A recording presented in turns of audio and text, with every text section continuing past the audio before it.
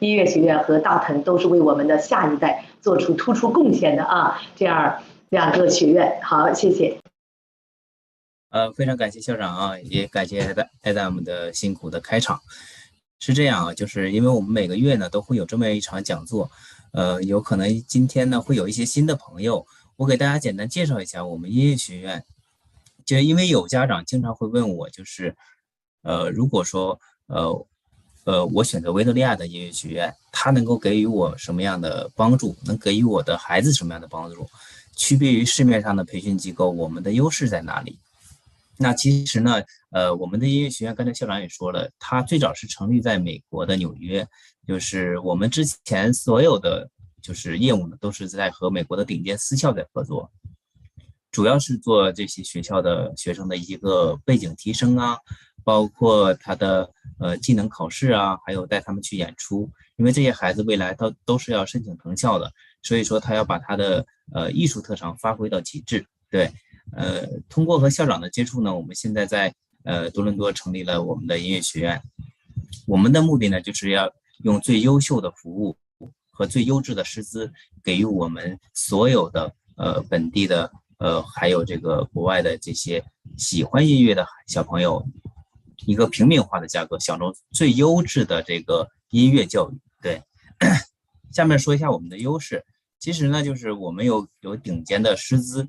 这是毋庸置疑的，因为呢，只有一个学校的有顶尖的师资，它才有底气称之为一个好的学校。所以呢，目前呢，我们拥有顶级的大师团队，开设了18个专业，有23名老师，其中有7位老师呢是来自茱莉亚音乐学院的，还有曼哈顿音乐学院的3位教授。在多伦多本地呢，我们军事也有12位老师，就是毕业于麦马呀，或者是多大呀等等。授课时间都在5年以上的老师，对，我们一直都坚信，只有最好的老师才能教出更优秀的学生。第二呢，是与大师同台演出的机会。刚才阿达姆也说了，就是说，孩子的兴趣我们培养起来，怎么能够让他持之以恒？就是一定要给他更多的展现舞台，表现他自己，让他的学习成果能够得到大家的认可，不只是父母。还需要让更多的，包括他的同学、他的老师去认可他，这样他才能持之以恒的坚持下去。最重要的一点呢，我们还有大师的推荐信，包括今年我们升读藤校的一位学生就得到了我们大师的一个推荐信。其实，在于他整个申请的过程中呢，这封推荐信是极其有含金量的。对于我们现在找工作也好，还是升学也好，其实一个含金量高的推荐信是非常非常的重要的。这个是无法用金钱去衡量的，我们只给予我们音乐学院优秀的学生呢提供这样的一个福利。对，还有育才计划，我想大家都知道，就是培养人才的计划，就是我们会给一些符合我们的这个条件的这些学生啊，给予他们大师的1年的免费的1对1的专项指导，还有丰厚的奖学金。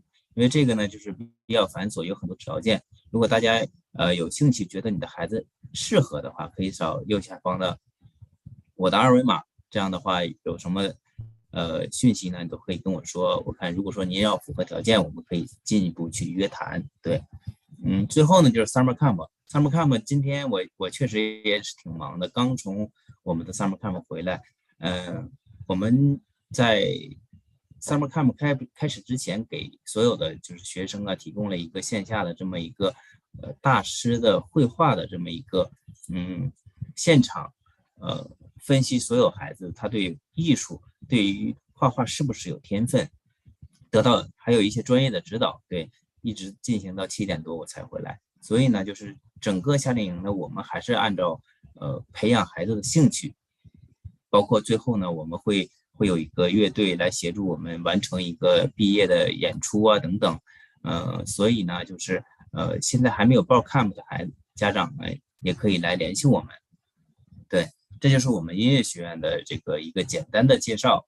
我希望呢，就是大家都能够每个月都关注我们，我们每个月都会有请来一些非常重量级的嘉宾去给我们讲解每个乐器的不同。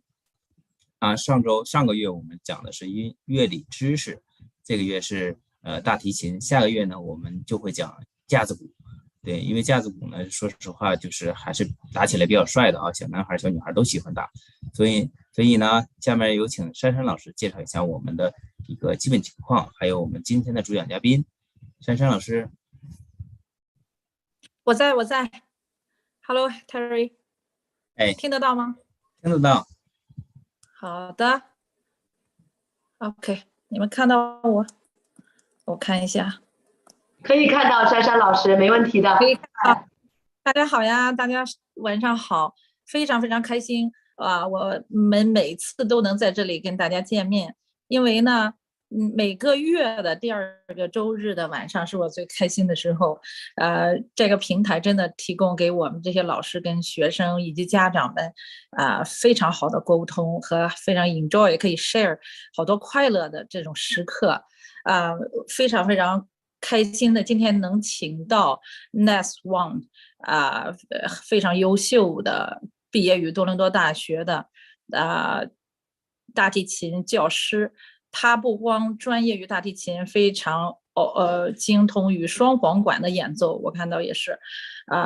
不知道今天晚上有没有荣幸可以听到，但是即便是这样，我们将来肯定可以听到，因为前一段时间我们呢见到了 Ness 老师的时候，感觉他人非常有亲和力，而且呢他有非常好的经验，在教授大提琴这一方面，尤其是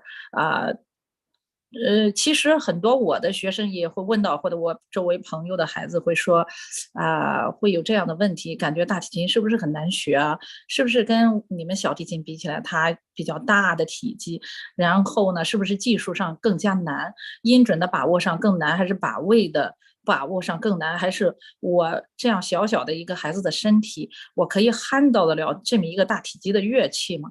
通常来说呢，很多朋友都是这种问题，还有的是说，哎，他是不是会比较累手？而且在刚开始初学入门的时候，就说我每天练习的时间是不是能跟小提琴或者钢琴是一样的？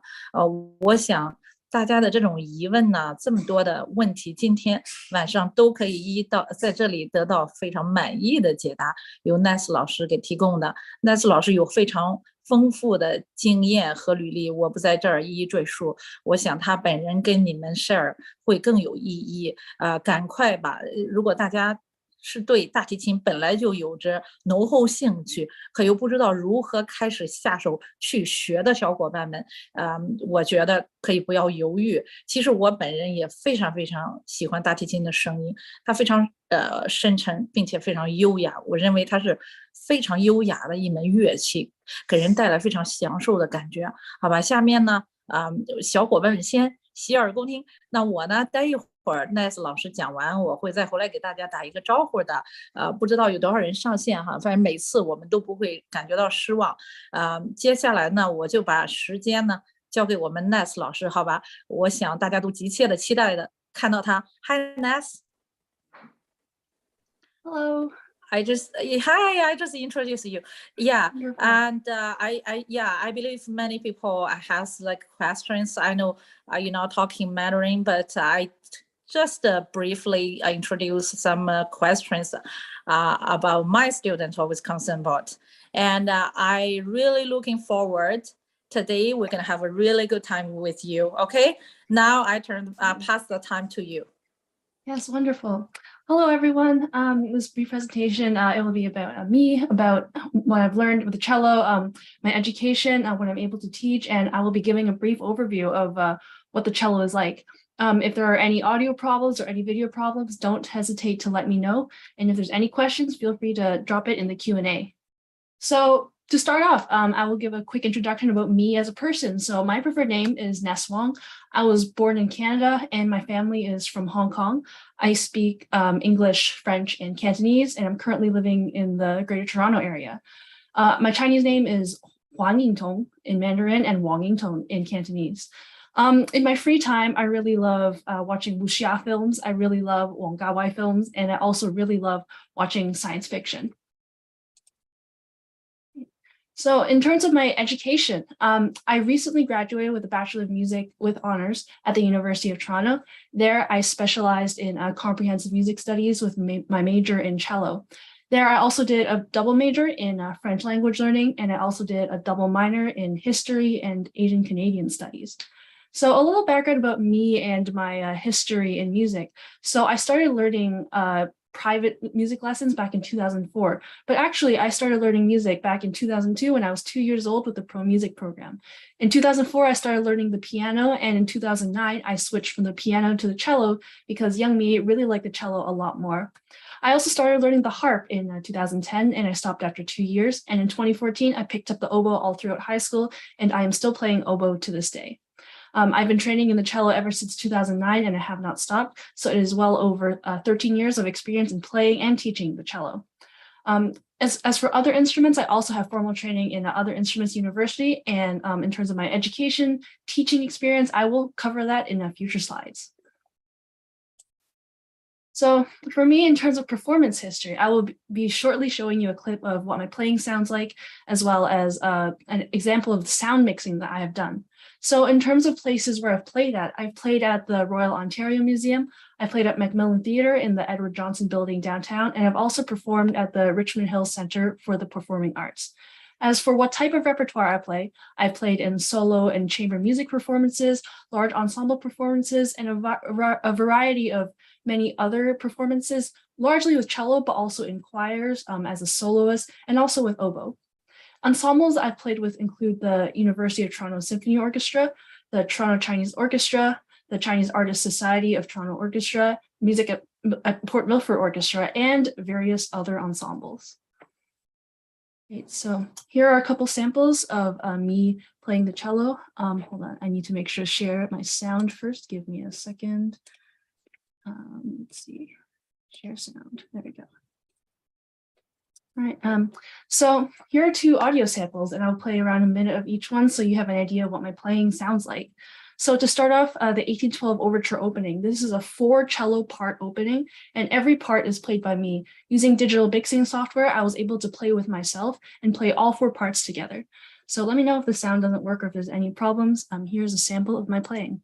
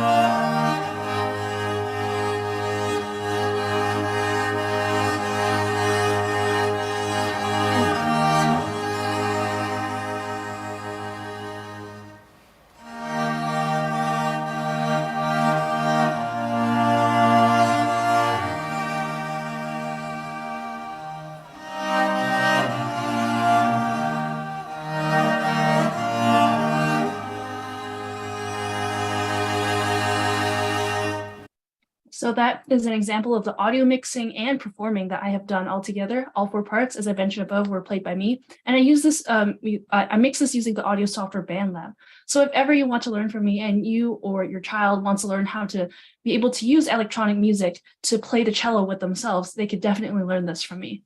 Now, a second audio sample from me is me playing Kol Nidre at the University of Toronto with a piano accompanist. This is a very famous solo cello piece, and here is a sample of my playing by myself with a pianist.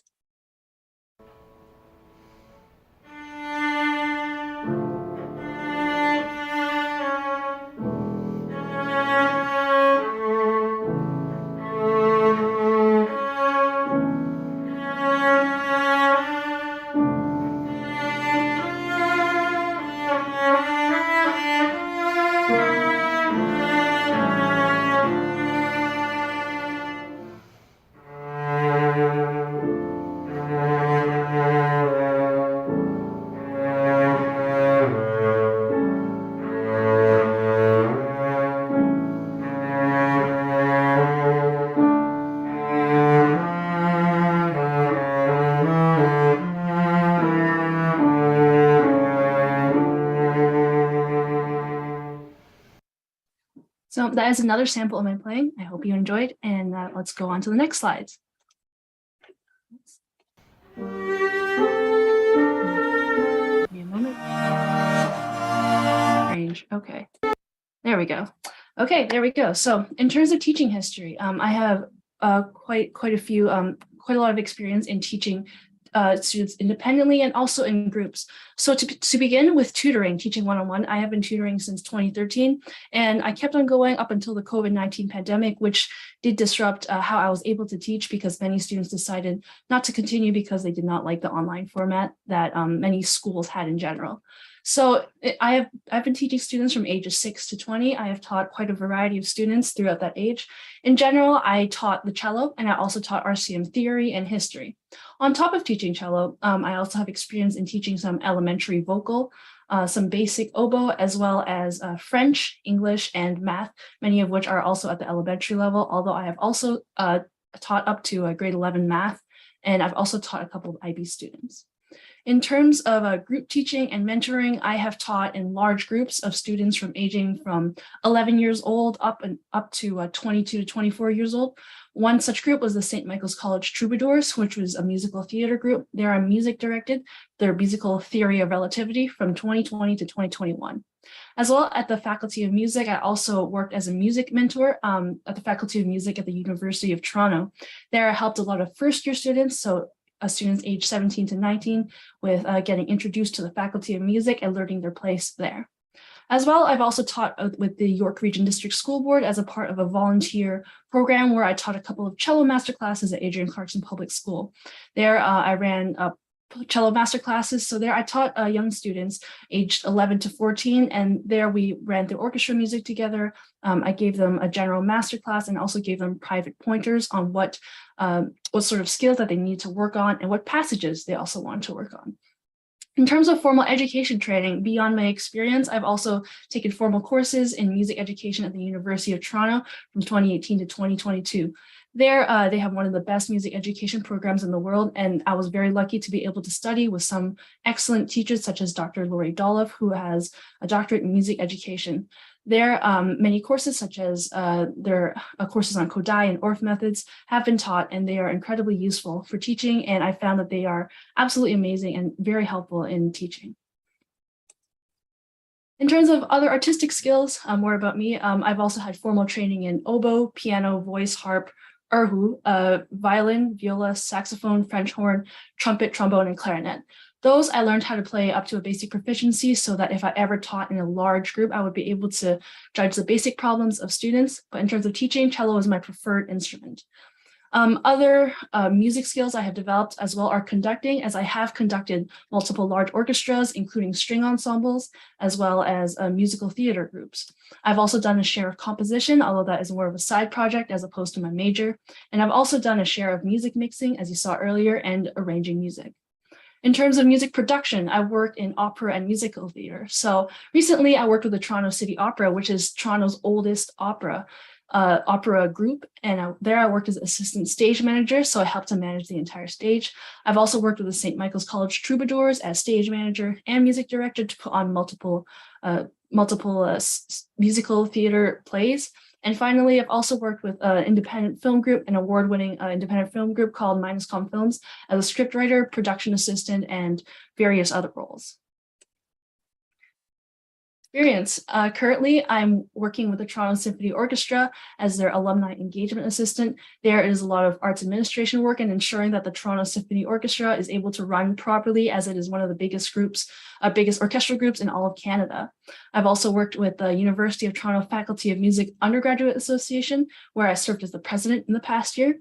I've also worked with the University of Toronto Music Library, which is the largest music library collection in all of Canada. And I've also done my share of event coordination jobs. In terms of scholarships and awards, I won a share of them at the University of Toronto. To begin, I won the University of Toronto Scholar Award back in 2018. This was $7,500. Also the Jackman Scholar Award, the University of Toronto Student Leadership Award, the Best Production Stage Manager.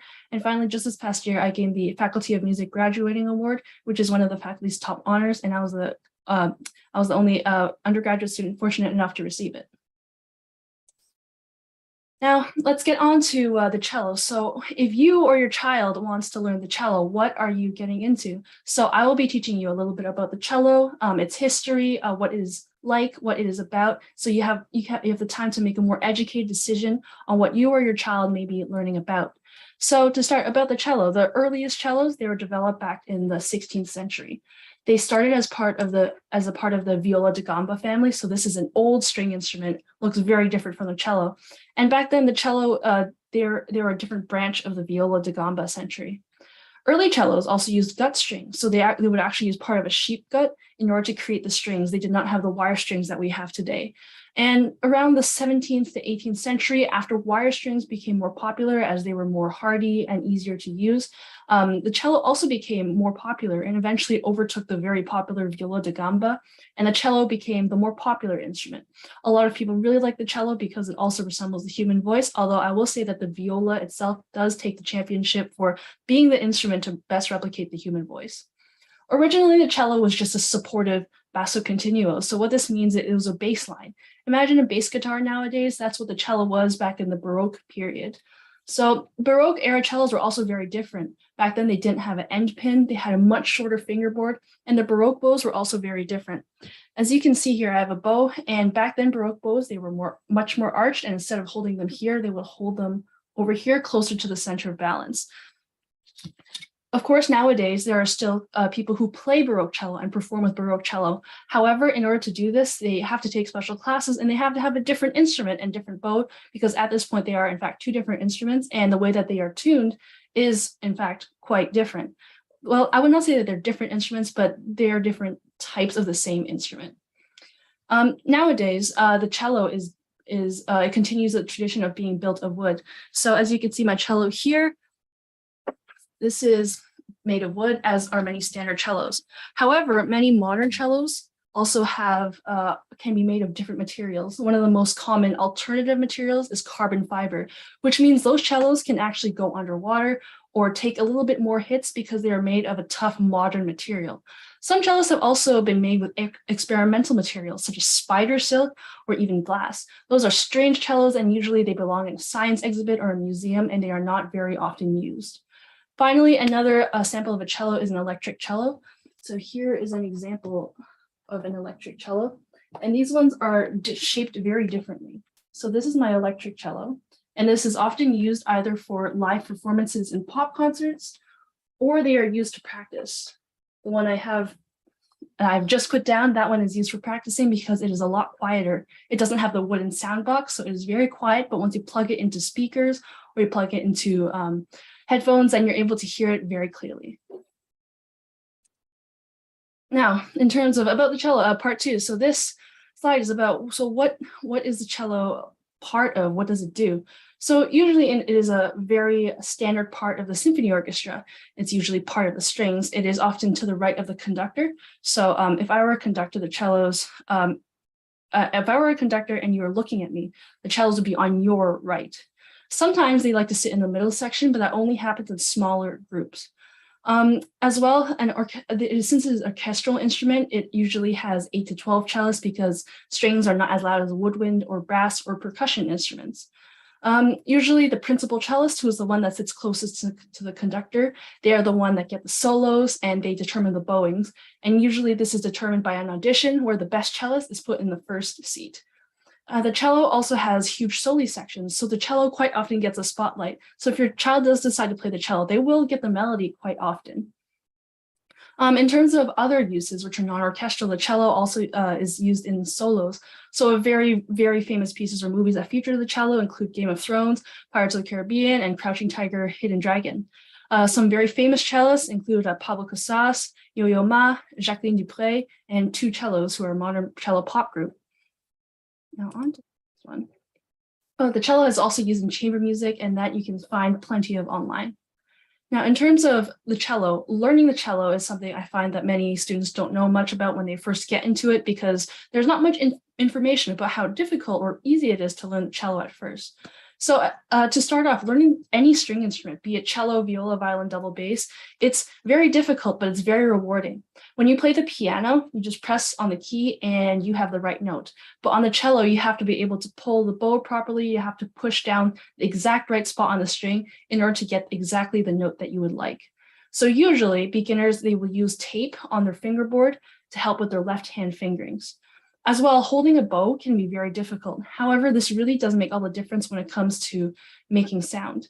Usually it takes around 1 to 2 years before learners can consistently have a good bow grip and use their left hand fingerings with the guide tape. So in terms of where the guide tape would go, this would often go on the fingerboard. So you see my cello here, it would go around this area where the fingers for the first position, so that is where the most common or easiest notes to play are. That is where beginners will be able to learn to put down the fingers so they can produce different notes. As for holding a bow, a proper bow grip looks like this from one side and from the other side.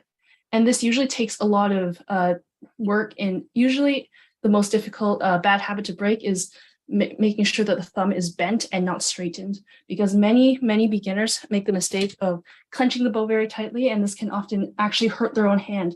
And we don't want any beginners to hurt themselves while they're learning the cello. In terms of learning the cello as well, it really helps if you or your child has experience with other string instruments, or even just any other instrument if they have a musical sense, so they have an idea of what sound they want to hear when they put it out. So in general, if you want to learn the cello, but you're not sure, or your child wants to learn the cello, but you're not sure what you're looking for, I would recommend looking at a masterclass, or maybe looking at how somebody else plays the cello, and observe how their fingers move, both their left hand and the right hand. Now, next about the cello. So if you decide to proceed with learning the cello, which is wonderful, you also have to choose the right size. So this is less common knowledge about the cello. So in fact, there's different size cellos from 4/4 or full size all the way to the smallest one, which is 1/8 size, usually for younger children who are around 4 or 5 years old. So choosing the right size cello, it really depends on the learner's age. So often young learners, such as when I started, I was 8 years old, I started with a half size cello, which was a lot smaller than my current cello, which is a full size. And eventually, as children grow, they work their way up and change their cello sizes. And so by the end, usually they finish with a 7/8 cello or a 4/4 cello. Usually, teachers recommend that you do not buy a half-size cello or a 3/4 cello, and you wait until your child has grown up all the way before you purchase a good full-size cello. As for buying a cello, if you decide to go forward with that and you're at a full size, never buy from a non-music store such as Amazon or Walmart, because usually they have bad rip-off brands, which actually are not good, and it is a waste of money. So always be sure that the seller or renter is a good reputation and is a good music shop. A good example of a good music shop is the Sound Post and Remini, and other small local string shops, which are really good too. If you want a place to rent, Cosmo and Long and McQuaid are good for rentals, and you can check out other stores online. Next, I will give you a brief rundown of the basics of the cello. So for beginners, the sort of knowledge that you need, you will have to be able to learn how to read music in bass clef and understand basic music terms. And for intermediate and advanced students, will need to be able to read tenor and treble clefs. If your child plays the piano, this will not be a problem, but generally I find the hardest one to learn is tenor clef, because it is a less standardized clef. Apologies, that's a lot of talking. So here I will give you a live demonstration of what the cello is like and give you a bit of an example of what you should be looking for. Start off the strings of the cello. Give me a second, I will take away the blur. There we go. So this way you can see what I will be playing. There we go. So let's start off with the strings of the cello. This is the lowest string, up, and going up, it will be the highest string. They go up by a fifth, so the lowest string is C, and then G, then D, and then A. So in terms of the left and right hand, what do they do? The right hand is the one that holds the bow, always. I have never seen somebody play with their bow in their left hand, and if they do, usually it's very strange and it does not work out. So the right hand holds the bow. The way I like to teach it to beginners is make a C with your right hand, hold it over the bow, and let the rest of the fingers drop. if you or your student plays a violin, remember that the way that the cello bow is held is actually different than the way the violin is held, because violinists like to put their pinky on top of the bow, but for cellists, it actually goes over the bow. So it is in fact quite different. And if you have a student that already knows the violin, they will have some habits that they need to change because there's a slight difference between the two of them. As for the left hand, if you're starting with open strings, you can just rest it here. But usually the left hand is the one that controls where it goes on the strings and what the notes will be. So if I put down no fingers and the A, one finger.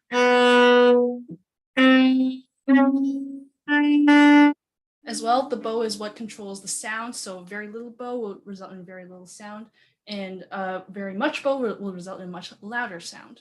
So that is a very, very quick example of what the cello can do. Many beginners will just stay up here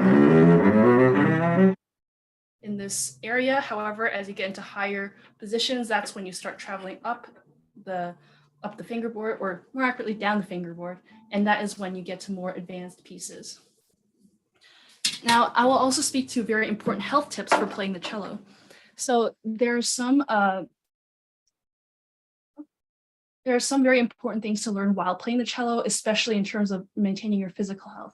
This especially applies to your hands as well as to your shoulders, because if a beginner is not careful, or any student is not careful, they can actually hurt themselves. So as an example, let's just start off with nails. Left-hand nails always have to be cut very, very thin. So if you or your student if you or your child really likes having fancy nails, I'm so sorry, but you will have to trim your nails, because then if they do not trim their nails, they will not be able to press down properly on the strings. As well, they will also have to remember, always be relaxed, because if they scrunch up their shoulders, it's not good for their playing. It's also not good for them because it can tighten their muscles very much. Another very common bad habit is squeezing the bow or squeezing the fingerboard. Again, that can be bad for your muscles. And finally, if you or your child ever has something like a broken finger, a broken arm, or a sprained wrist, make sure they do not play the cello while they are recovering, because this can actually make their injury worse, and that is something you do not want to do. In general, when learning the cello and starting off, it's very important to start off with a private teacher, because they can help point out bad habits. Especially when playing string instruments, it is very important not to form bad habits, because not only can it make playing very hard in the future, it can also hurt you or your child. So make sure you have a good teacher to start off with. If you would like to learn more about the cello basics, I really like this resource, which is called the Cello Fingering Chart by David Harrison. It's very useful, it's very short, and it's very cheap as well. So if you're able to get it off of Amazon or Cosmo Music, I definitely recommend it. Next, about the cello. So very important accessories, which are an additional cost on top of the cello, but they are extremely important to making sure your cello is well maintained. So to start off, some really good quality rosin. So rosin is what makes essentially the bow hairs sticky. So you apply it here to the bow hairs. And good quality rosin can reach up to $35 or $40, but you don't need to start off with that. You can start off with cheap, simple Hitterzein, $10, $12 rosin. So this is what rosin looks like. It's like a little cakey, hard thing, and that you use to ensure that the bow is well rosined, but never put on too much, because that can in fact make playing worse. Ensure you also have a good clean dry cloth to wipe down the cello, because if you let the dust gather up, that can hurt the cello and your playing. Spare strings are always important in case a string snaps, which is really bad if you're at a performance and you don't have an extra string. Always bring a pencil and eraser, which is a staple to every single music lesson ever, and ensure that there's an end pin anchor. So an end pin anchor, this is the one that I use. This is what you put on the ground and ensure that your cello does not slip on the floor, because if that keeps slipping on the floor, you can't really play. Humidifiers are also really important. So the humidifier I have looks like this. You put water in here, and after water is put in, you actually stick it into the hole right here. And you may be wondering, what is this for? So the humidifier ensures that the cello does not crack, because in the summer and in the winter, it can in fact crack if the humidity changes too much. So that is really useful for keeping your cello nice and unbroken. Music stands are always also useful. A soft or hard case, so the case I have here is a hard BAM case, but these are somewhat expensive. A soft case is also good, and it's lighter, but it provides a lot less protection, and it's easier to bump or hurt the cello. For intermediate players, they can also have a wolf tone eliminator. I'll see if I can bring my cello up. There we go. You see this tiny little thing here? That is the wolf tone eliminator. What that does is it eliminates a funny sound that cellos often make on their F sharp note. And that only intermediate players have to worry about. Beginners, yes, they will have that sound, but they don't have to worry about it as much. Advanced players can take care of orchestral mutes or practice mutes. Orchestral mutes are used in orchestral music, and the practice mute, that is the one that you see on the picture on the slide here. That is if you want to practice late at night, or if your neighbor doesn't like you playing very much. So you put it on your cello so you're still able to practice, but it's not as loud and not as disturbing. So next, more about the cello. So this is instrument care, and I really advise that you pay attention to this one when you have a cello. So this is very important because maintenance and repairs are very expensive, so that's a lot of money. So when you store your cello, make sure you keep it out of direct sunlight. Also, make sure that your room is at a very steady temperature. So no temperature changes that are very sudden or drastic. Ensure it's at the same temperature as much as you can. And make sure there's also very little humidity changes. So it is very good to keep a humidifier in your room to make sure the cello does not suddenly get very dry or very wet, because that can crack the cello, and that is a lot of money to repair. As well, make sure you wipe the strings and the body of the cello very clean of rosin dust using a dry cloth every so often. And make sure, in general, just watch out where the cello is going, especially when transporting it or putting it in the car, because even one careless bump can result in a very expensive crack to fix.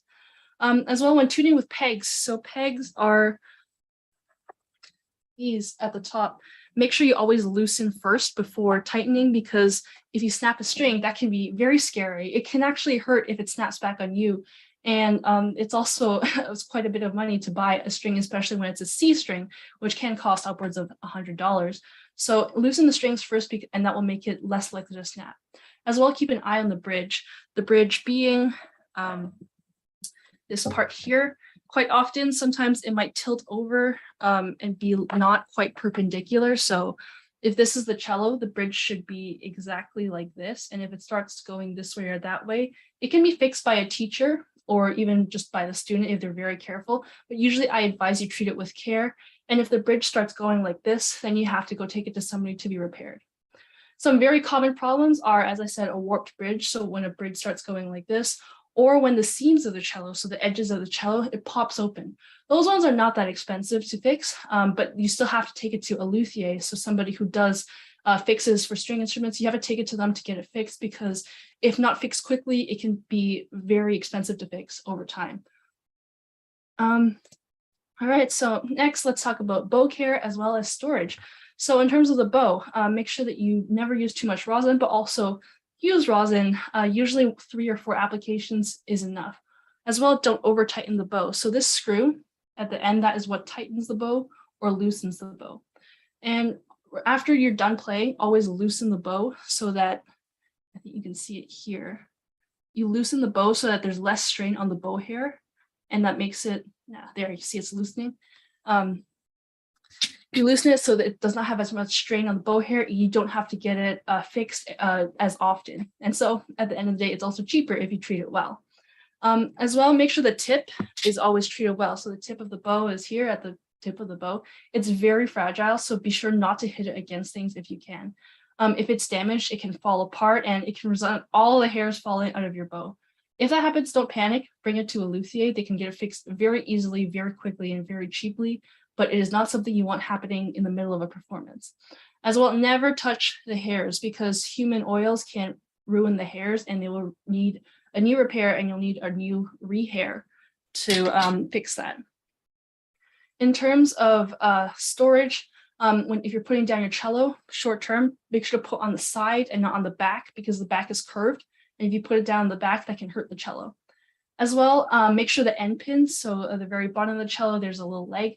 You always push that in, because if not, somebody can trip over it and crack the cello, and that is something you do not want to happen. When you're done, always put the cello in the case. So always put cello first and then bow first, because that way you do not risk cracking the bow. As well, in the case, don't put too much music in it, because that could put pressure on the case. As well, I forgot to mention earlier, bows are very similar to cellos in terms of their the materials that they use. Some bows they liked. Many bows are made out of wood, but the bow I'm holding right now is used out of carbon fiber, which is a very hardy material.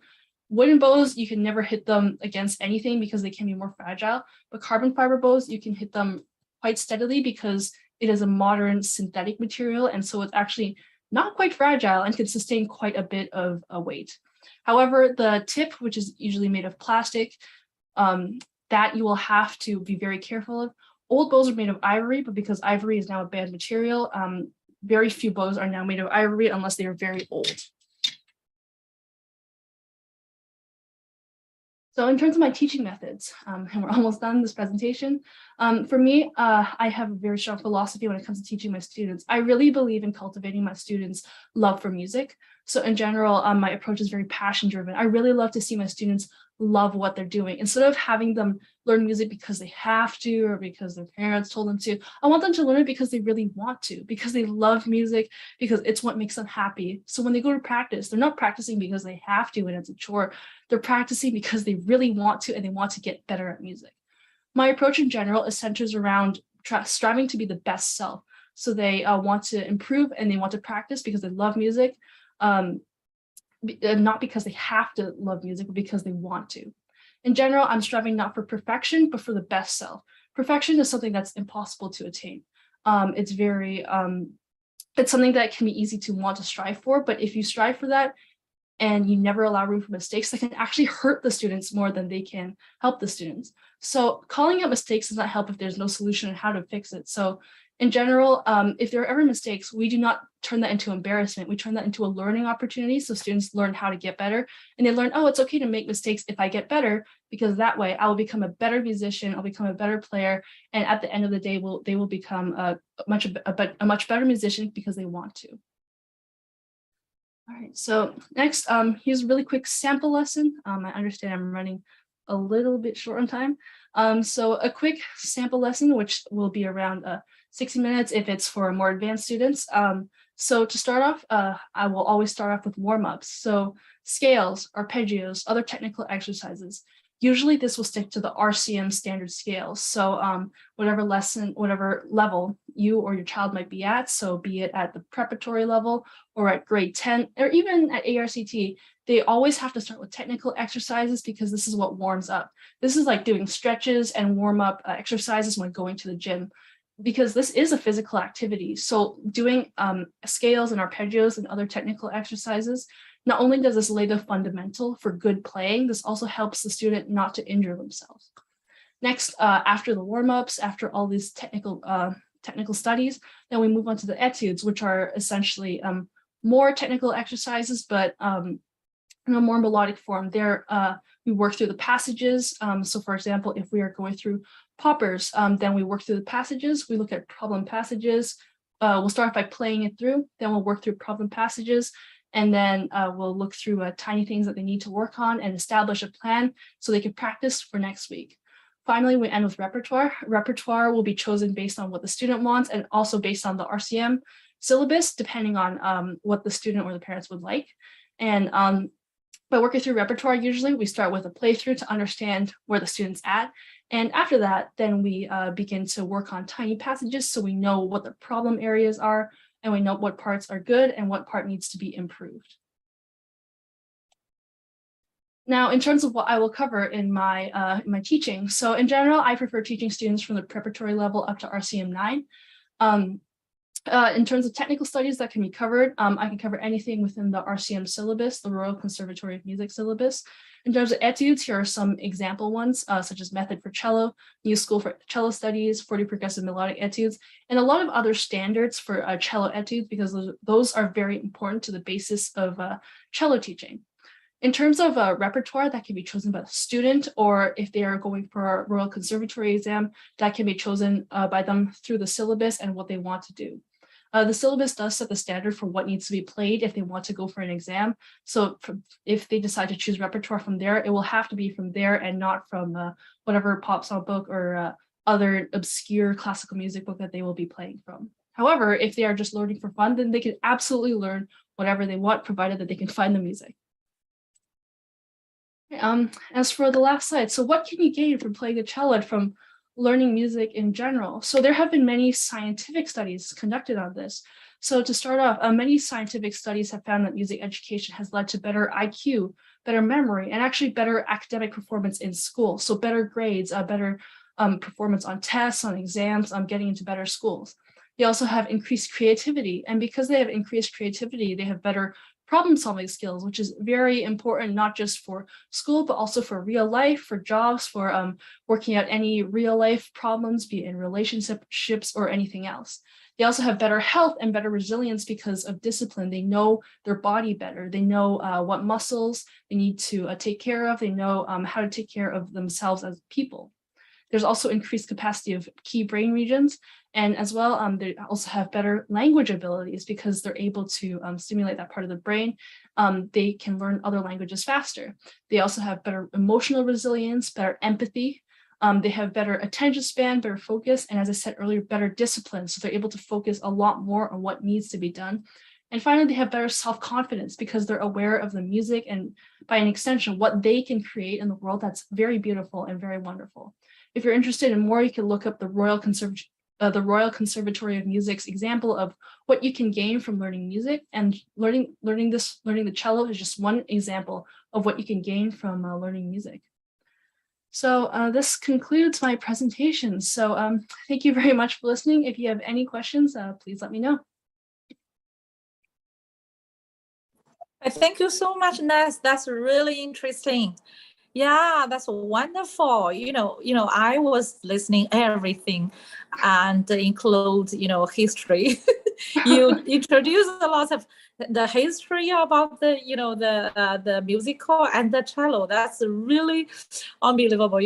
I love cello, the instrument, so much, but I know a lot about violin, but I didn't really research so much about the cello. I wish I could, but I'm happy today I heard a lot. And really, really good. And also you talked so much and so many details and really clear when you're teaching, and you show us it's really nice. And I was thinking lots of questions before, but now I don't really have.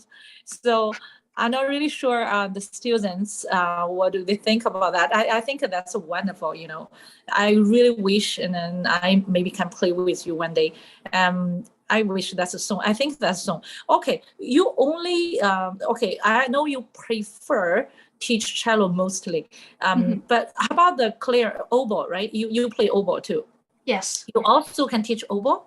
Yes, I can teach a little bit of oboe up to the a general elementary level. So for me, my oboe level is up to RCM 8-9, but I can teach up to basic elementary level. So I can teach the basics of oboe, some bad habits to catch. However, if you want to move on to RCM 8, 9, 10, you want to move on to reed making or going on to university, then I would advise going on to a different teacher. However, if the student just wants to learn to be able to play oboe for like elementary school, high school, then I can absolutely in the band, right? Yes. That's really amazing. I have some students used to ask me like, oh, you have some teacher who can teach the woodwinds, and I don't think brass has lots of people interested. I think that's really too much for children, but for kind of like so that's nice, and I'm really, really glad to hear from you here lots of information. That's really, really good. Let me see this. Any other questions? Okay, and somebody oboe 双簧管. Somebody asked me, what's it oboe? We Chinese we call 双簧管. 双簧管就是可能大家对单簧管比较熟悉 clarinet. Yeah, lots of people play clarinet, but oboe is also amazing. It's a lighter, it's like a higher tone, but it's like really, I don't know, really nice for me, and a very kind of detailed sound, really good. When I was in Philharmonic, was like, when I was in China, I worked in professional Philharmonic like 7 years, and I really, really I enjoy to hear oboe player, the master of that. Oh, he plays so good of that. Really touched my heart. I think it's kind of like, yeah. So yes, oboe is very warm. It's a Yeah, very gorgeous instrument. and also it's like a really really kind of like, I don't know, it's a really soft and light and elegant for me. Yeah. Absolutely. Oh, I see a question from Okay, there's a Jali. questions. Yeah. Okay, Jali says, thank you very much, Ness. I'm in my late 50s. I have no experience in playing musical instruments. How long would it take me to be able to play a song based on average? So it depends on what you want to play, such as a song. So if you're thinking of very simple song, some pop songs, or if you want to learn some very straightforward songs, that can take you 1 year, 2 years.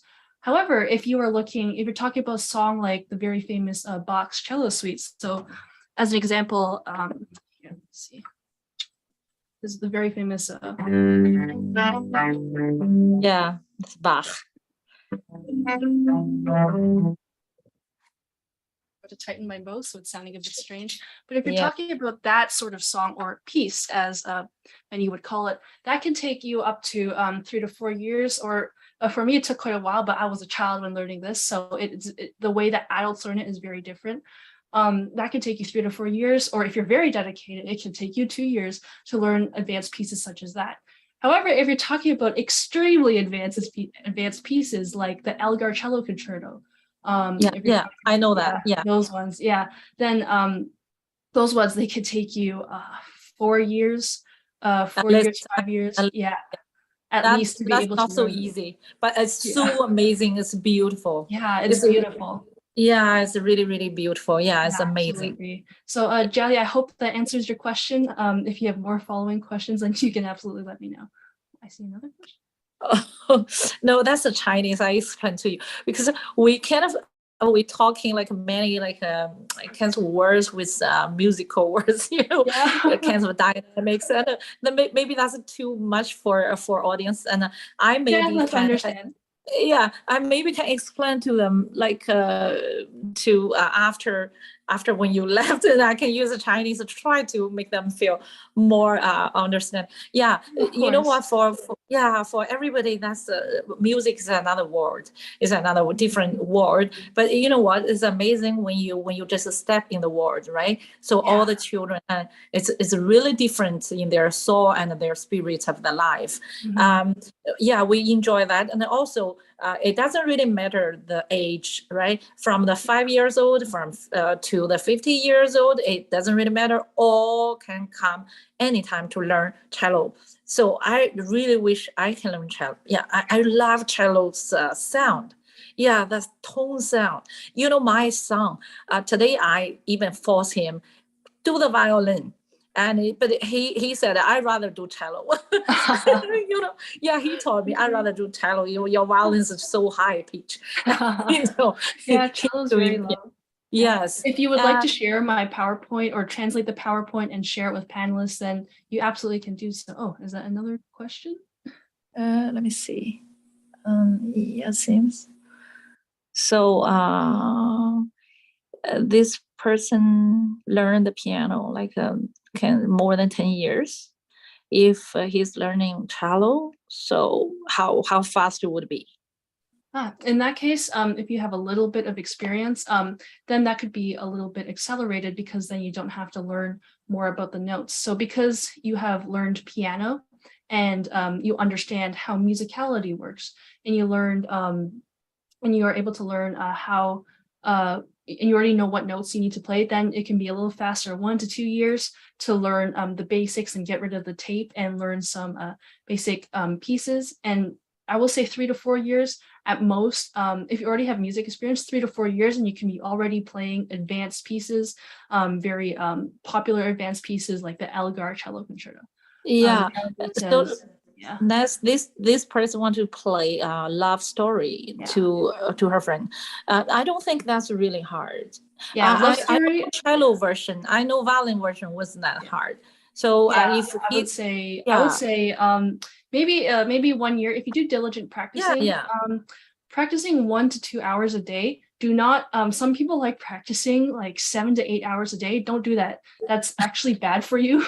So at most, if you need to, practice 2 to 3 hours a day at most, because after that, it hurts you. However, if you need to do a lot of practicing, do a 1 hour break, 1 hour break. But Jiali, you just want to learn love story, from beginner to playing love story. If you're really dedicated, honestly, you could probably learn it in half a year if you continue diligent practicing and you do your technique every day, 1 to 2 hours a day. Start off with only 1 hour at most, and once you develop the strength, then you can build it up. But for me, for example, when I was learning piano, which is not my major instrument, then I was able to learn very basic, standard piano pieces in the span of 3 months, because I already knew how to play cello. And that was like the level of love story, 3 to 4 months. So yeah, Jiali, you can absolutely learn it. Yeah, definitely. Yeah, even the violin, I think love stories is gonna be easy. I think she has the experience with play piano. So yeah, for reading, as no problem. For technique, yeah, probably. Yeah, I think, do we have any other questions? No, seems no. So thank you so much, Ness. And also our summer camp will start next week on the 18th.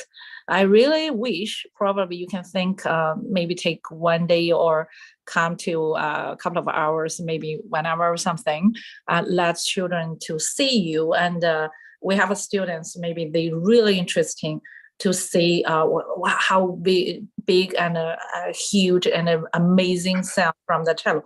Yeah, maybe you can come and show them for the like a showing class, a master class. It doesn't really matter. They might all don't know anything about the cello, but the thing is, or if they have the interesting. Yeah, so I'm gonna invite you come to the summer camp. We can contact each other before 18th. Tell me which day you are comfortable with, and yes, and eventually we have performances always with students.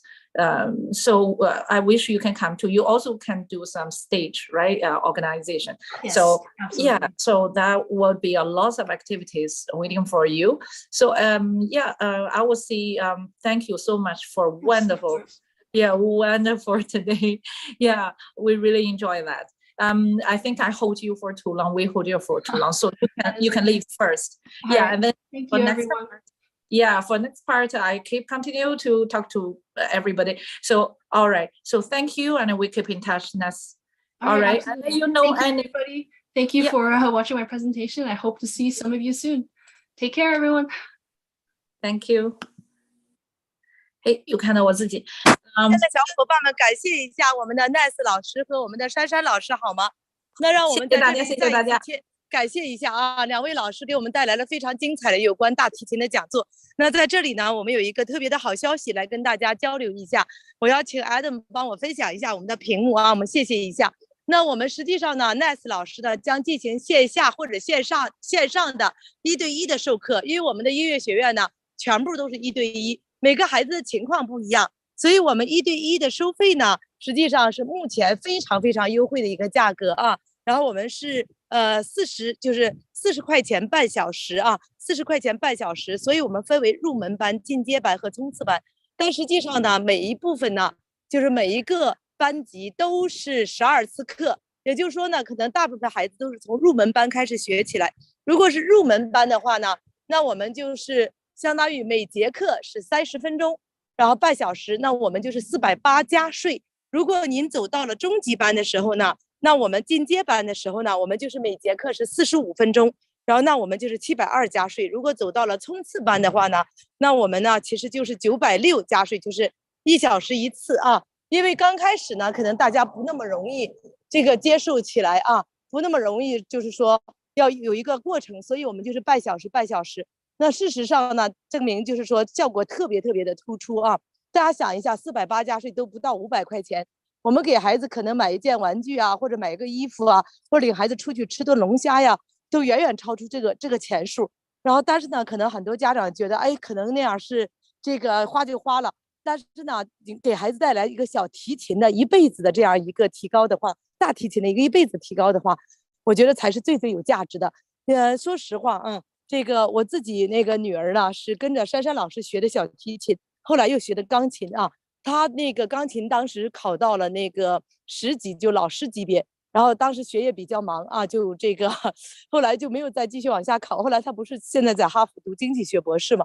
然后她上一次回来就跟我讲，她说妈妈特别后悔，那时候你应该再逼我一下，她说我应该去考一个演奏级因为就是说虽然她不是后来真正去做艺术这条道路，但是呢就是说同学在一起等等，就是我见过太多孩子，就是随便一个孩子出来在那钢琴前面一坐，小提琴等等就都有模有样的。所以我就觉得呢，就是家长这个钱一定要花在刀刃上。什么叫刀刃上的钱呢？就是说要让孩子能够发挥他的潜能，因为孩子不知道自己的潜能到底有多大，但是我们作为家长，我们有责任有义务又不是说花了4800，也不是花了4万8只是一个480加税而已。所以我们今天要报名的小伙伴呢，现在就可以报名我们有这个付费方式非常简单，直接刷卡，因为我们是这个价格，我们是有3个这个谢谢谢谢，我们是有3个名额特价，就480加税而且呢我们是可以就是开放呢给大家就是跟珊珊老师还有 Nas 老师呢这样一个试课，就是1对1的一个试课这个是没问题的。就是比如说您今天这个前3名是480加税，付完费以后呢，您第1节课试课试完了以后，如果您觉得可能不适合孩子，那我们就全款退给您这点是我们这么多年的一个信誉保证，大家不用担心的。所以这是要跟大家讲一下，就是如果您觉得 Nas 老师的大提琴讲得非常棒，老师很认真，那维多利亚的口碑也在这儿，珊珊老师的专业程度也在这儿，那我们的家长这是一种最方便的学习大提琴的一种方式。您可以选择线下，然后也可以选择线上，都可以，好吧？线下我们有2个 location， 一个是在那个北约克，另外一个是在 Markham 这边那我要麻烦达姆呢，可以介绍一下我们的付费方式。这个麻烦介绍一下我们的付费方式，然后珊珊老师可以继续给大伙过一会儿介绍一下音乐学院。好，达姆，我把付费方式交给您，您可以介绍一下。好的谢谢校长，谢谢 Nas 老师，也谢谢珊珊老师那我给大家介绍一下，就是刚才的我们这段内容的这个价格，大家了解完之后呢，我相信很多朋友就想立刻注册了那么我们有2个报名方式这个2个报名方式呢是跟币种有关的。那么如果说呢这个您是这个付人民币比较方便的话呢，您就扫描一下屏幕左侧的这个二维码，或者是添加一些校长的微信号Maria 孙 VS6直接把这个转账转给他就行。然后呢这个汇率呢就用实时汇率。当然了，如果说您是这个微信方面的一个人民币的转账的话呢，我们可能需要估估一下汇率。但是呢如果说呢您这个方便起见的话，您扫描一下屏幕上方这个二维码，直接输入刚才的这个加币的这个内容，就比如说您要是报480的话，就直接480乘以 1.13， 是这个根据您这个我们的一个安省的一个 HSD 相关的一个内容那么输入进去之后，它会自动帮您结算成人民币，您就直接付就可以了然后这是我们这个人民币的支付方式。当然如果说呢您这个就是说您毕竟在加拿大可能生活很长时间了，您付加币比较方便的话，这也是我们大多数这个朋友的一个付款方式那么有这么几个方式。首先第一点就是刷卡报名的话，如果你想远程刷卡，请致电416-665-1888那么这个呢是我们这个多伦多校区的一个电话号码。那么我们也是有工作人员现在已经等在这个电话机的面前了。或者是说呢，您可以直接 EMT 电子转账，对不对？就是您可能不太方便透露信用卡信息，没有关系 ，EMT 电子转账，然后转账到 Maria 孙 VIC@viccollege.com 那么强调一件事情，一定要在付费注明里写清楚您的姓名、电话以及课程名称。比如说呢，这个您可以把名字，比如说我叫 Adam 赵，对不对？那么我把 Adam 赵以及这个我的电话号码，还有就是我打算报大提琴课程的入门班。然后并且这个伴随这个480乘以 1.13这样一个信息写到里面之后，我们就会有工作人员在随后的时间对您进行一个联系了所以这个情况。那么如果说呢您还有一些其他方面的一些问题的话，就比如说您在这个付费的过程当中可能有一些疑问的话，请扫描中间这个二维码，这个是我们这个关于音乐学院的负责人 Terry， 就是刚才我们这个开场给大家介绍我们音乐学院的这个 Terry， 或者说呢您要是有一些其他方面的问题，也可以扫描一下屏幕右侧的二维码，这个呢是我们关于音乐学院的1对1预约咨询登记表那么再次强调一下，下，就是我们学校的音乐学院最重要的一点就是帮助孩子实现音乐梦想。那么如果说您的孩子现在在大提琴方面或者对任何一个音乐方面有一定的这个潜力方面的一个感觉的话，一定要选择一个乐器。而今天晚上大提琴就是非常非常重要一点啊。那么再次强调一下，就是大家可以把这个几个图，我们的付款方式包括人民币可以扫码，可以添加校长微信，也可以这个加币的支付，就是电话号码以及 EMT 电子转账啊。好的，那么这部分内容就先给大家介绍到这里啊。那么接下来就我们把时间继续交还给我们的珊珊老师，把时间交给他，谢谢。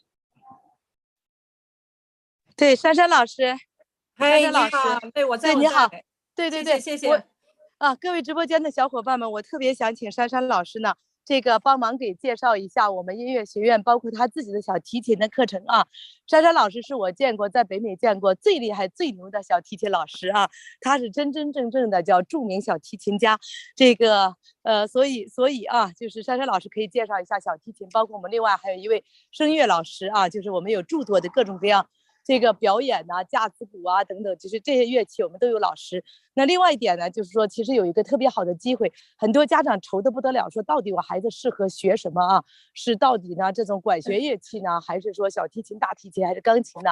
那我们呢，在7月18号即将开始一个音乐夏令营，2个星期的时间，从7月18号到7月20，就是到7月31号，就7月底，2个星期的时间呢，从早上就是每天早上的差不多9点到这个6点钟左右啊，然后就是教大家各种各样的这个音乐乐器啊等等啊，在这个过程当中呢，孩子可以真的和包括家长了解到底喜欢哪一种，而且还包一顿营养丰富的丰盛午餐啊，这个价格是不可想象的优惠啊，这个只有899加税，算下来呢，比雇一个就是 babysitter 还便宜，所以我那个想请珊珊老师介绍一下，因为我们到了最后的时刻，其实 early bird 已经没有了，但是呢。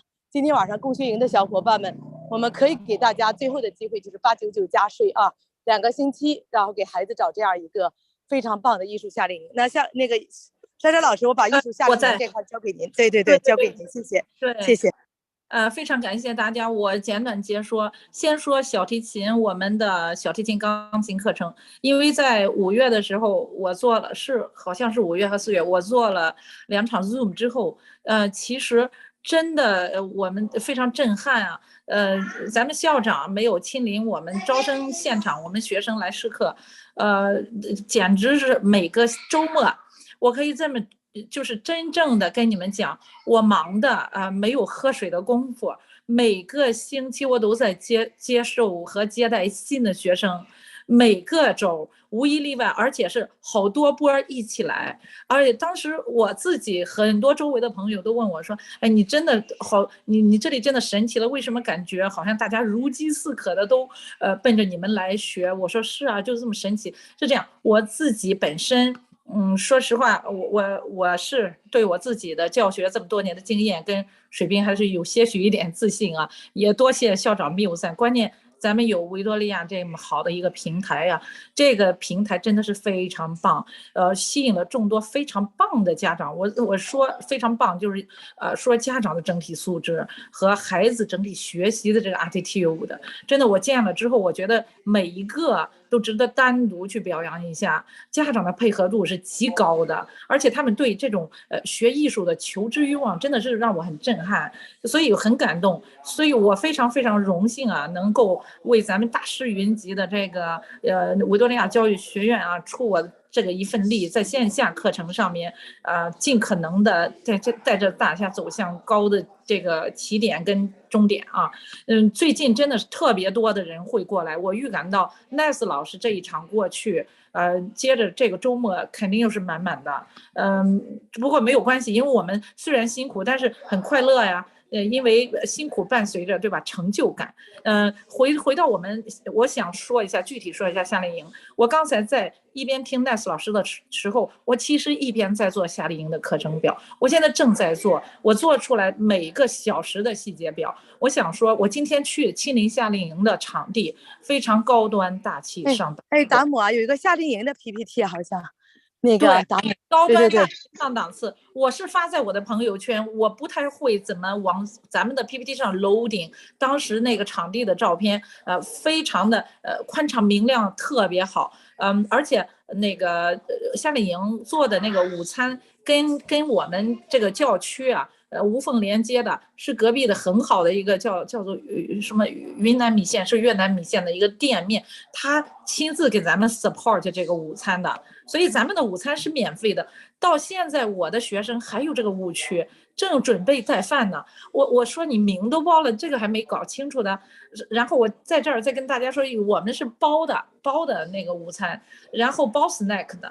然后那个今天遇见了我的那个好朋友有劲老师，我们一起把每天的课程真的拉练了一下，非常具体到了每个小时。比如说我们开营的第一天，我现在就已经做好了这个每个小时。我们前半个小时是我们的 opening ceremony 和我们的学生的 entry 要注册，然后9点半到10点半个小时的功夫，我来亲自 assessment 每一个小孩。如果您的小孩是有乐器的特长或者声乐特长，各种特长，我会做一个很客观的 assessment， 发现你的长处就会发扬。如果您还不够的，想学新的，我们会立刻给您安排这个课程。然后在接下来的3节课里，我和有劲老师，我会亲自带这个弦乐部分和 keyboard 部分的培训。我和有劲老师每个人是会分组教学。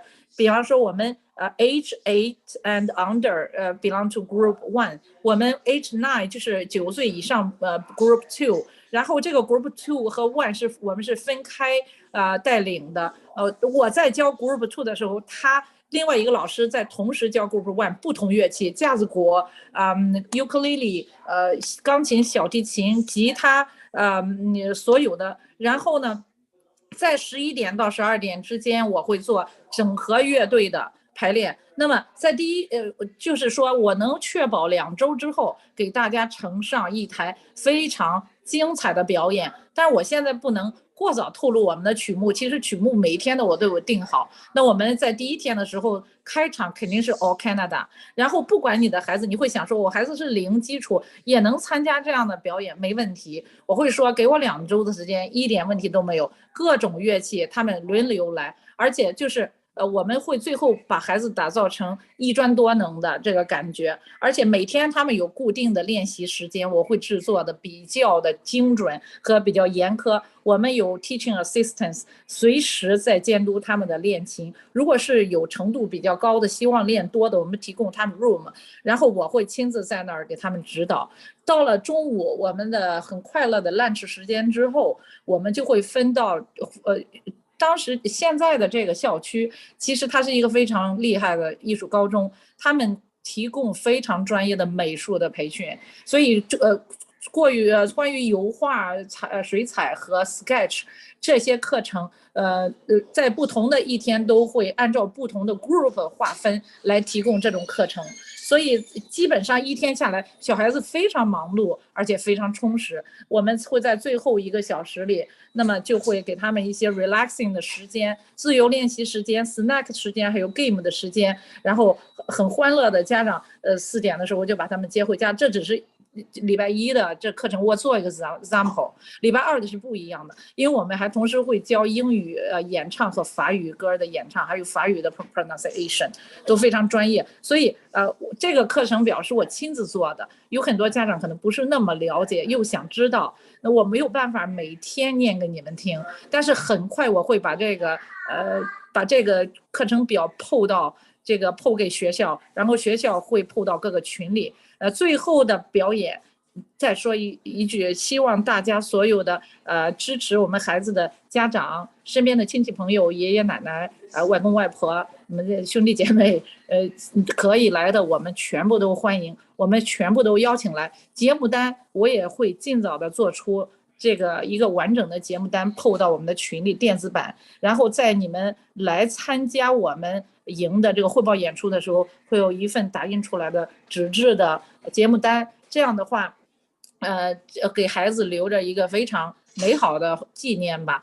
关于这个夏令营，我对这个夏令营非常期待，我们所有的老师非常期待。然后呢，我相信已经报名的孩子现在都跃跃欲试，提前好多跟我联系，就想特别让我透露一些，但是肯定不会让大家失望。我说到开营的时候还有1个星期，大家都无比期待。下1个星期我会 set 好所有的乐器，所有的电声乐，所有的古典乐器我都会 set 好，然后就等18号我们开营。所以还没有报名心里又有点痒的小朋友赶快来参加。然后呢我们每一天应该都会有我们记录这个花絮时间，还有我们的映照时间会 po 给大家，连续 po 给，每天都会连续 po 给大家，这样您就可以通过这种视频啊，或者是小花絮的方式看到您的孩子在营里的表现是什么样子的。另外，我们的营确保做到安全第一，卫生绝对是100%的可以有保证，孩子的安全绝对150%的有保证，因为我们的营也已经买了这个专业的 insurance。大家应该都知道，营如果没有 insurance 的话是不合法的，所以说这个请大家放心，因为我们这一切都 settle down 了，就等着我们的孩子开始他们期待的课程，然后还有我们的老师也都在急切的准备中。最后还是希望大家全部能够在29号的时候来看我们的汇演，到时候我们的校长都会亲自参加， Head Office 的员工们也会都亲自参加。我们的表演场地多伦多Pacific 酒店，就是大太平洋酒店，那是一个5星级的酒店，非常优雅，非常高端。希望到时候大家都光临，而且给指导。所以现在还有最后的很紧张的1周时间。其实说实话的，我现在注册的人数我都已经很满足，我已经很开心了。就是说锦上添花，多了更加好，因为我们非常喜欢可以跟更多的小朋友来进行这种交流，艺术上的交流。平时没有这么大块的时间，大家集中在一起，所以我本人也会每天都在和小朋友一起共度所以希望大家赶紧抓紧加油。如果还没有注册的，快扫码入群也好，那个直接联系我们的 Terry 负责人交款也好。我想我已经都解答的够清楚了，这课程还有我们每天的午餐是不一样的，每天有个菜单的，也尽快的 po 出来给大家看，好吧？我们校长 Maria，你觉得还有什么问题吗？好的，我觉得非常好啊。那个我也希望各位直播间的家长们知道，就是说现在孩子在家里边叫神兽回笼啊，回到家里以后，很多家长开始头疼，开始发愁，发现的说没有及时的给孩子报夏令营啊，现在是多么可怕的一件事情。因为这些孩子你不能让他荒废在这里，真的是这样，他就跟小树苗一样，你要给他浇水，你要给他施肥啊。所以这个时候呢，应该是 last call 最后的机会，然后能够让孩子参加这样一个顶级的音乐，就是说艺术夏令营啊，很不容易的一次机会。因为我其实跟大家悄悄的讲一个秘密啊，其实我们珊珊老师呢，他是加拿大这边就是最大的一家乐器的这个已经办了大约是10多年夏令营的最主要的负责人，就是这个我就不说是哪一家啊，最大的乐器的这个，其实我们是就是完全原汁原味的100%的是按照呢就是说呢这种主流的专业的夏令营办的。然后但是呢这个我们的但是我们又加上午餐，因为正规的夏有时候是大部分是不包午餐的，但是正好我们的场地呢本身带了一个呢昆明的菜馆，所以我们就又包了午餐，而且呢是按照就是都是热食啊，都一般来说有时候夏令营有吃饭都是那种一个冷的汉堡啊，或者一个三明治啊等等，但我们每一餐饭都是热食，而且呢这个又是很认真的给孩子准备这个，所以我自己跟那个珊珊老师包括我们 Terry， 然后我们整个团队讨论的时候，我自己都说，我说这么小的孩子我一定送过来，我说这真的是叫做什么啊，叫白菜的价格人参的质量哈。所以最后机会大家如果要报这个夏令营，我们是999加税，2个星期啊，这个算下来呢，这个去掉午餐每小时基本上1杯奶茶钱啊，这个我说雇个 babysitter 应该都不可能5、6块钱、7、8块钱1小时啊。所以家长抓紧。那我们共学营的小伙伴们，其实我们截止到今天啊，我们是最后一天，是给大家是899加税哈。那我们那个可以把主要负责人二维码。感谢大家的聆听，然后请达姆呢再回到我们的那个就是音乐的那个频道的那一页 PPT， 然后最后再我呢想跟我们的 Nice 老师或者珊珊老师预约1对1的话啊，我们怎样来做？大家注意啊，有一个预约登记，拿起手机来，在整个屏幕的最右边啊，扫一下二维码，在屏幕的最右边扫一下二维码。然后这是预约登记，它是一个腾讯问卷，问问孩子的，然后背景啊、基础啊、对什么感兴趣啊等等。然后另外呢，中间就是 Terry 的二维码。然后这个无论是大家想预约1对1跟 Nice 老师或者珊珊老师了解孩子做这种免费的1对1咨询的话，音乐方面咨询的话，还是说呢想报我们刚才这个夏令营啊，音乐夏令营，我自己很多好朋友的孩子都是家里2个孩子全部都送过来，全部都参加了这个活动。因为很多家长说没有想到啊，说校长，这个以前呢，我们做了那么多年的成年人的这个教育，但是呢，随着我们下一代孩子越来越大，所以我们在最近几年的大腾教育和音乐学院的这个拓展方面做得非常非常的棒。而且维多利亚毕竟100年这个教育机构啊，这么多年的历史，所以我们一做呢，就是把最好的奉献给大家啊。所以大家可以再加一下 Terry。好的，好，那我们那个感谢大家的聆听。那我们那个下一页呢，就是在最后给大家预告一下啊，我们每个月的第2个周日的晚上8点钟，同一个 Zoom ID 81685340181，然后都是我们的这个音乐学院啊，每个月的就是第2个，大家看到整个屏幕的右边的二维码是音乐学院。那我们呢，每个月的最后一个周日晚上8点钟是我们大腾教育的这个讲座。我们大腾教育呢，我们这个月是7月31号周日晚上8点钟，多伦多时间。我讲的都是我们请到了斯坦福的学霸啊，这个我们的主样是一个韩国男孩，因为我们请过很多哈佛的人来讲啊，请过很多 MIT 的学生来讲，但是呢也请过上个月是请的耶鲁，然后包括呢这个沃顿商学院，但是呢一直没有请过斯坦福。这次我们请到了斯坦福的一位这个学霸啊，来给大伙讲一下。主要会给大伙介绍，就是说3个专业现在比较热门的经济、数学，然后包括工商管理，另外呢就是这种材料科学啊，这种都是比较热门的这些专业之间的他们的关系啊，因为他都先后都修读过。所以这个另外一点就是说，如果您觉得哎呀我这个儿子特别内向啊，特别害羞，其实可以来听一听，因为主要真的是我看着长大的一个孩子啊，这个他能够呢，这个他就是特别腼腆的一个孩子，然后但是他自己你看做的这么棒啊，现在在斯坦福大学然后读这个博士。所以呢我觉得，而且他特别认真，他其实在1个多月前就把 PPT 提前做好发给我们。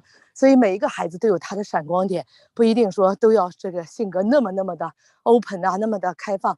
然后其实呢每个人都有自己的一个找到那个点就是对的。那主要也会告诉大家他自己是怎样这一条爬藤之路怎样走下来，好吗？好的，各位直播间的小伙伴们，再一次感谢大家的聆听。那我们盼着大家啊，每个月的第2个周日晚上8点，那我们的音乐节目啊，音乐讲座，然后每个月的最后一个周日晚上8点，我们的大腾教育啊，这个希望让我们的下一代更加茁壮的成长，让我们在父母守望的麦田里，我们的孩子长得饱满又金黄啊。好的，那我把时间再一次交给我们今天晚上的共学营啊，主持人 coordinator 我们的 Adam， 然后来为大伙介绍一下我们后续的安排，包括今天晚上啊这么美好的一天，给大家准备了优美的节场音乐，然后也可以大家感受一下啊。好的，达姆，我把时间交给您，谢谢珊珊老师，谢谢 Nice 老师啊，感谢，我把时间交给您，达姆，谢谢。感谢大家，感谢大家。好的啊，谢谢啊，感谢校长呀，谢谢。好的，谢谢啊，谢谢这个 Nice 老师，也谢谢珊珊老师。好的，那么接下来我用我的时间给大家快速预告一下，就是我们近期啊，我们学校在我们这个每天晚上的8点钟，究竟有哪些丰富的内容，还给大家继续的准备了啊。那么除了刚才校长提到的那个我们的这个本月的最后一个星期日，也是我们每个月的最后一个星期都有的一个讲座的内容，就是我们这个斯坦福工商管理博士啊，这个俊给大家带来的这个我是如何获得斯坦福大学的 offer 的啊。那么这个呢，这个我相信很多这个屏幕前的家长朋友们一定非常关心，对不对？这个我们学校也相当给大家提供了一条龙的服务，在孩子非常小的时候呢，帮他实现音乐梦想，在孩子长大一些之后呢，我相信他很多朋友也希望孩子能够上这个藤校。那么最后除了这件事情结束之后，我相信很多家长朋友们也希望孩子能够找到一份满意的工作啊。所以说我们这一系列的内容就能够给大家准备非常丰富的这个一个人生方面的一个指导吧。那么首先第一点就是我们接下来从星期一开始呢，我们先请来的是我们的这个艾老师啊，给大家带来的是一个叫做易经方面的专场。那么他呢其实是以前在我们学校是曾经教过这个珠宝方面的鉴赏的课程的啊。那么他这次呢会从多个方面，比如说这个能量啊、维度啊，比如说身心灵还有密码等一系列的，给大家介绍一下这个跟养生啊、跟这个各种各样的一个这个易经方面的内容。那么也是艾云彤老师给大家带来。那么同样的时间，同样的 Zoom ID， 大家赶快扫描一下屏幕上方的二维码。然后呢，是我们这个周二是我们一个地产专场，我们这次呢请来的是我们这个夏一楠老师啊，应该是我们学校的一个地产男神了。每一次他的讲座呢都是这个场场爆满啊，这个二三百人上线起，都是这个样子啊。那么这次呢，他会给大家先回顾一下6月房市的一个大数据解读，然后呢给大家进行一个预测，就是7、8月份以及后面的一系列的这个时间当中，市场还会继续恶化吗？那么在新的贷款政策下，房市究竟会受到怎样的影响？那么同样的时间，同样的 Zoom ID， 大家赶快扫描一下屏幕上方的二维码。然后呢，星期三啊是我们一个就业专场，我们这次呢请来的是我们这个 Jack 老师啊，给大家介绍一个应该说是很多人都不了解的一个这个就业的新机遇啊 ，Salesforce 跟 CRM 相关的一个系统啊。那么很多朋友可能都知道，这个想做高薪的这个工作要有 IT 背景，其实不光是这个样子的。您要是这个抓好这个 Salesforce 这样一个角度的话，那么您没有 IT 背景，同样可以拿 IT 方面的高薪啊。那么所以说，同样的时间，同样的 Zoom ID， 大家赶快扫描一下屏幕上方的二维码。然后周四啊是我们一个营销专场，这次呢请来的是我们这个林老师，给大家介绍的是如何零成本的做出高效的营销策略啊。从0到1，线上营销该如何变现呢？那么快速变现的3大策略究竟是怎样的？那么同样的时间，同样的Zoom ID，大家赶快扫描一下屏幕上方的二维码。然后是我们数据专场啊，那么数据专场，我相信很多朋友这个尤其是想找工作的朋友都知道，现在数据分析啊，这个已经是大火热了，对不对？那么这次呢，我们请来的是这个周子宇老师，给大家带来的是6小时的数据分析小道课啊，那么 Tableau 的一个0元抢课。那么如果说呢，这个您对数据方面感兴趣，尤其呢您可能从事一段数据工作的话，我相信您一定知道 Tableau 这样一个非常关键的一个可视化的软件啊。那么周子宇老师就给大家免费带来这么一场课程，教大家如何做出完美的可视化的一个数据图表，同样的时间，同样的Zoom ID。然后周六啊，这个是一个跟动手相关的一个内容，是电工专场啊。那么可能很多这个家长朋友们，这个可能把这个绝大多数时间都放在培养孩子身上，自己呢可能没有在这个过多学英语，或者是说这个进行一个课程方面的一个了解啊，那么就导致可能自己在从事职业的时候可能会这个有一些障碍。那么这个呢就给大家提供了一个全新的机会，什么呢？就是说您可能英语这个情况一般，就是说可能跟人交流起来呢，不如说这个职场人士那么的顺畅啊。但是呢，您动手能力比较强，那么您也可以选择从事一个叫做什么，叫做这个高薪的蓝领技工的工作啊。那么这个就是我们电工啊，是我们学校给这个能够把电工证书引到我们华人社区的一个非常重要的一个点啊。那么告诉大家如何找到加拿大高薪的电工工作，快速实现蓝领就业啊。这个也是高薪，这个大家不用担心，它是一个专业工作。而且呢，是一个在加拿大，这个我相信很多朋友在这个加拿大都遇到一个情况，就是自己可能修个水管、修个电啊、修个车库门，很可能短短的几分钟的时间内他就做好了，但实际上他的收费却往往比您1小时、2个小时，甚至1天赚的都要多。这是什么情况呢？就是因为加拿大人工比较贵嘛，对不对？尤其这种技术工种啊。那么其实咱们可以从另一个角度讲，如果说我们能够把这个行业纳入到自己的怀中，把这个行业的收入自己给它拿下来的话，我相信啊，这个也算是一个我们发家致富的一个非常好的一个途径，尤其您动手能力如果比较强的话，所以这个大家一定不要错过。同样的时间，同样的Zoom ID，大家赶快扫描一下屏幕上方的二维码。那么本周的最后一场讲座，我们请来高乐刚老师，给大家带来的是这个另外一个投资，尤其地产投资方面的一个讲座，是2022年如何构建适合自己的地产投资策略啊。那么这个非常推荐一个最重要的原因就是它会讲到物业相关的一个内容。那么这个如果说您听了我们星期二这个我们夏一楠老师的讲座，也一定不要错过这些方面的一个讲座，所以说大家千万不要错过。那么同样的时间，同样的 Zoom ID。好的，那么这个我刚才讲所有内容，每个月是每个星期都不太一样。那么如果说您没来及听我讲，但是你想了解我需要一手信息的话呢，一定要扫描一下屏幕上方这4个二维码啊。左边是我们维多利亚的微信公众号 VS Education， 您扫描它之后回复这个扫描它之后呢，订阅一下，我们会在上面发布一些，比如说每个星期二的晚上5点钟发8条信息，这8条信息就是我刚才讲的所有内容的一个重点的集合。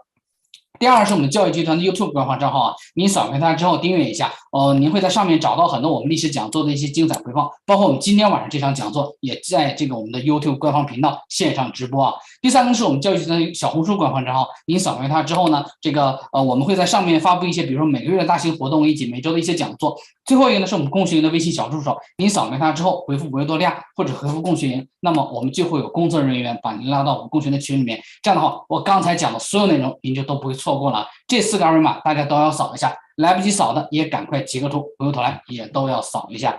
那么好的，那么我们今天晚上这个讲座呢，就给大家进行到这里啊。那么在节目的最后呢，这个我们校长也提到了，会给大家放一首这个比较好听的晚安音乐啊。那么这个音乐呢，也是出自于我们这个音乐学院的这个老师之手啊。那么就给大家这个听一下，并且呢，这个是一段视频啊。那么同时呢，也会联系到我们接下来就是我们本月月底的这个跟藤校非常相关的一个内容。因为什么呢？因为我们校长啊也是一个非常著名的藤妈，她也是把女儿自己亲手送进了哈佛的这个博士学位啊。所以说我相信看了这个视频，我相信大家应该会这个无论是您作为家长还是作为孩子，都会有一种共同的感同身受，就是一个家长能够把自己的孩子送进这个藤校之后，那么无论是孩子还是家长都能够感受到一种无论是学业还是家庭端的一个温暖，尤其在音乐声中，我相信这种感觉会更加的强烈。那么好的，那么我们就给大家也算是祝大家晚安啊。那么我们本月的月底就是7月31号周日晚藤校专场跟大家再见。